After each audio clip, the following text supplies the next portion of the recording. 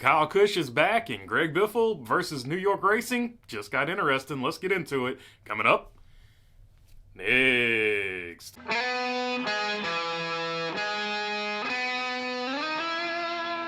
What's going on, everybody? Hope you're doing good today. All right, Greg Biffle and New York Racing are kind of going at it, or at least Greg Biffle is. Let's see what he had to say about it in this post on his Instagram. It has come to my attention that images of a hauler and car with my name and signature on the side have been released. While I hope to be running the 2024 Daytona 500 this year, that will not be happening due to unfulfilled contract obligations from 2022 for myself and the team. I have made a hard decision not to participate in any races until the prior contract obligations have been fulfilled. I wish the team all the best, and hopefully I will have the opportunity to race again and win this coveted race. Greg Biffle. And I don't know exactly which posts he's talking about, but I did find this, repost from Simpsons Family Guy of Colby Evans, which shows the New York Racing hauler. It's a video, but as it scrolled through the video, it did show the car there toward the front of the hauler is Greg Biffle's car with his name on it. You can see they say here, so it looks like New York Racing may be returning to NASCAR in 2024 with Greg Biffle. This is actually pretty cool to see. So it looks like that particular post or whatever, I'm just guessing, of course. I don't know exactly which one Greg Biffle saw, but it looks like that particular post is the one that Greg Biffle is possibly responding to. If not that one very similar to it.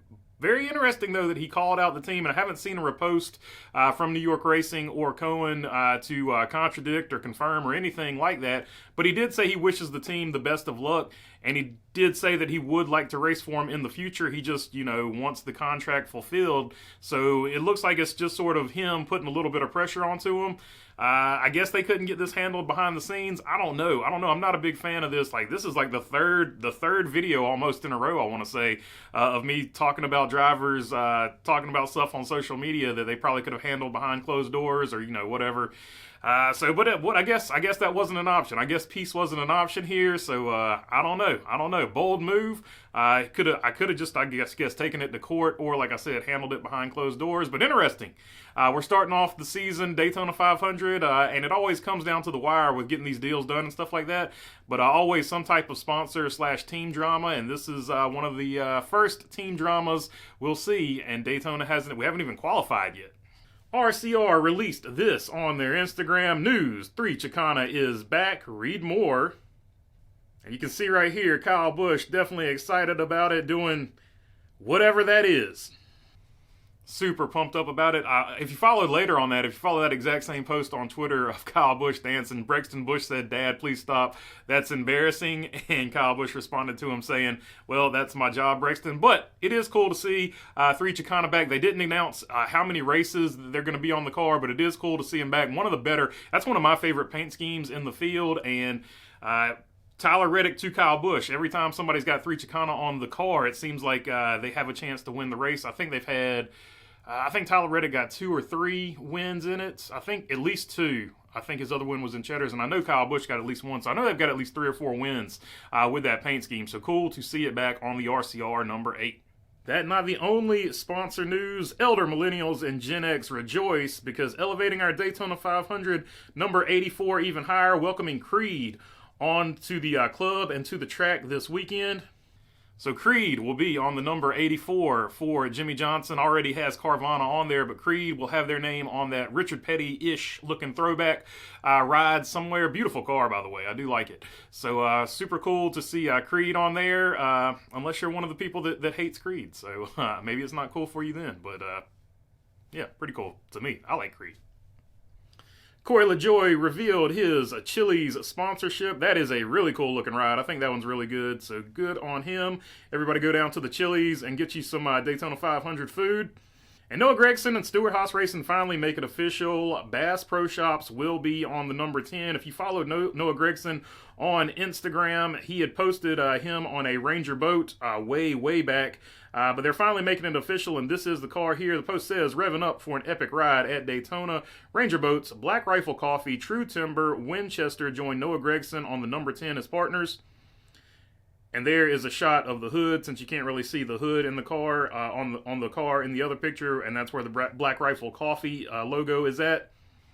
Add that to Rush Trucking, and Noah Gragson looks like he has plenty of sponsors on that number 10 going forward. So interesting, and this particular scheme right here looks really good. Very reminiscent, I would say, of his Xfinity Series ride, the number 9 over there at Junior Motorsports. Only real difference is Black Rifle's on the hood with the American flag sort of draped behind it, so a little bit different there. But yeah, plenty of sponsorship for him going forward. We'll have to see what he can do in that number 10. Will he get off to a better start than he did his rookie campaign?